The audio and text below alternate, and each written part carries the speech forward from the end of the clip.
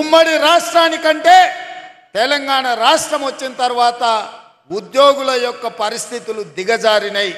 ఇది వాస్తవం, ఇది నిజం, కఠోరమైన మనం ఈరోజు మాట్లాడుకోవాల్సిన పరిస్థితి. అందుకే ఈరోజు వేదిక మీద నర్సిరెడ్డి గారు, రఘుత్తం రెడ్డి గారు మీ ఎమ్మెల్సీలు ఉండ్రు. 10 సార్లు ఈ 6 నెలల 10 సార్ల కంటే ఎక్కువనే నా దగ్గరికి సమస్యల మీద వచ్చిండ్రు. ఏవిఎన్ రెడ్డి గారు ఉన్నారు. మీ ఉద్యోగ ఎమ్మెల్సీలు, టీచర్ కమ్యూనిటీ నుంచి వచ్చిన ఎమ్మెల్సీలు ఏ సమస్యలు తీసుకొచ్చినా అక్కడికక్కడ అధికారులను పిలిచి మాట్లాడిన. భిన్న అభిప్రాయాలు ఉండొచ్చు, రాజకీయంగా మా ఆలోచనలు వేరు ఉండొచ్చు, కానీ వాళ్ళు తీసుకొచ్చిన రిప్రజెంటేషన్ మీలాంటి వేలాది మంది ఉపాధ్యాయుల సమస్యలు కాబట్టి వాళ్ళతోని కూర్చోబెట్టి మాట్లాడినాం, వాటిని పరిష్కరించాలన్న ప్రయత్నం చేసినాం. మా హర్షవర్ధన్ ఎప్పుడు కలిసినా ఏదో ఒకటి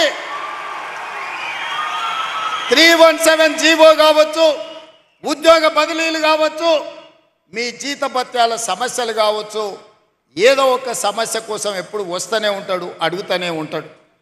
అందుకే మీ అందరినీ కలుసుకోలేకపోయినా మీ ప్రతినిధులను కలిసి మీ ప్రతినిధులు చెప్పే సమస్యల్ని విని, భాషా పండిట్లకు దాదాపుగా 20 సంవత్సరాల నుంచి ప్రమోషన్లు లేవు, మిగతా వాళ్ళకు కూడా 10 నుంచి 15 ఏళ్ళ నుంచి ప్రమోషన్లు లేవు.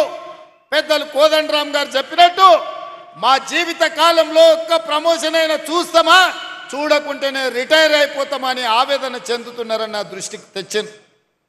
బదిలీల విషయం మీకు తెలుసు. టీచర్లను ముట్టుకోవాలంటే ఎవరైనా భయపడతారు. తేనెటీగల గురించి మీకు తెలుసు కదా. తేనెటీగలు ఎవరి జోలికి పోవు, వాటంతటా అవి ఉంటాయి. కానీ వాటి మీద ఎవరైనా రాయేస్తే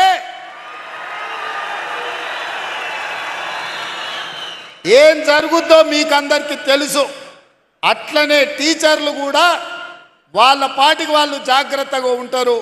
వాళ్ళని ఎవరైనా గులకరాయితో కొడితే వాళ్ళందరూ తేనెటీగలుగా మూకుమ్మడిగా ఏకదాటిన ఎవరి పనైనా చేస్తారని నేను సంపూర్ణంగా నమ్ముతా.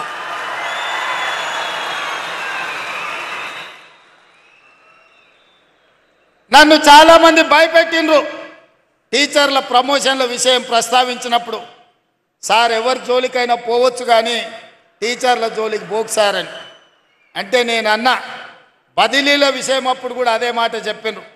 నేను ఒకే ఒక మాట చెప్పిన, మనకు స్వార్థం ఉంటేనో, మనకు వాళ్ళకి అన్యాయం చేయాలన్న ఆలోచన ఉంటేనో, వాళ్ళని నమ్మించి మోసం చేసేది ఉంటేనో వాళ్ళతో సమస్య వస్తుంది. 20 ఏళ్ళ నుంచి అపరిష్కృతంగా ఉన్న సమస్యల్ని, ప్రమోషన్లను ఇవ్వాలి, వాళ్ళ సమస్యల్ని పరిష్కరించాలి. ఏవైనా సమస్యల పరిష్కారంలో చిన్న చిన్న కొత్త సమస్యలు వస్తే ఈ ప్రభుత్వం సావధానంగా వింటుంది. ఈ ప్రభుత్వం ఆ సమస్యలను కూడా పరిష్కరిస్తుంది. నా చిత్తశుద్ధిలో, నా ప్రయత్నంలో లోపం లేనప్పుడు తప్పకుండా టీచర్లు అర్థం చేసుకుంటారు, ఆ టీచర్లు సహకరిస్తారని చెప్పిన.